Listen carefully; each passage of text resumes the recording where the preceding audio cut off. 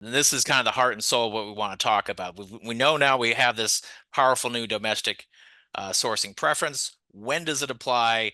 What does it make? What does it require? And that's what we're going to talk about here. Understanding when this applies, to whom it applies, and how to make sure that we're complying with this powerful new preference. All right. So what is the big picture here? The big picture for Baba is pretty simple.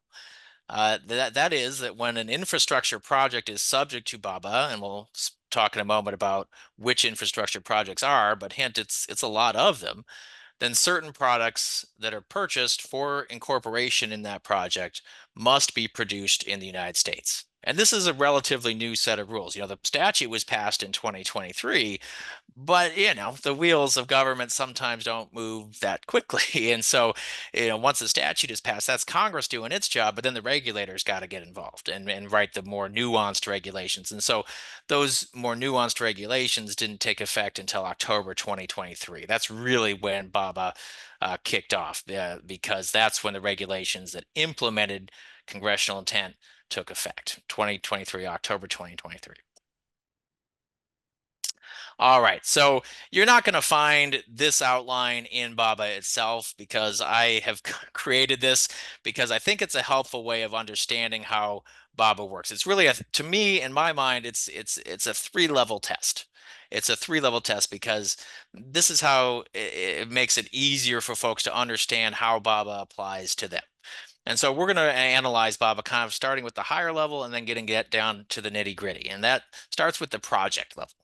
Which projects are subject to BABA? Because not everything. We know already it's an infrastructure project, and we'll talk a minute about what that means. So we'll talk about which projects BABA applies to. Okay, now once we've satisfied ourselves that BABA applies to a project, now which contracts does it apply to, and what does a contractor at any tier in that chain who's involved in that BABA covered project have to do? And so that's what I call the contract level.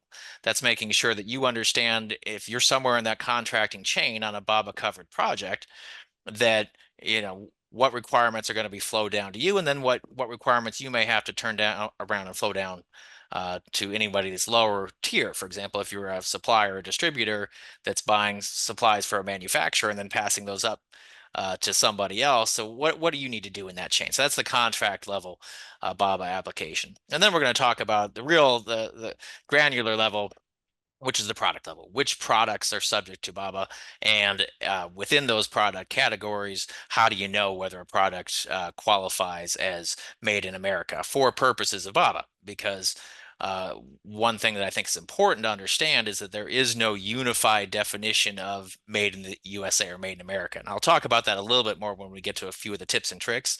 But what we want to be clear on here is that this is for BABA purposes. What qualifies as made in the U.S. for complying with this particular statute? And unfortunately, there are a hodgepodge still of statutes out there by American Act and others that may have somewhat different definitions. And so you always want to keep in mind that what we're talking about here, what you may need to make sure that your suppliers, your vendors, your manufacturers are supplying are BABA covered products, and a generic made in the USA might not be enough. So we'll talk about that in a few moments.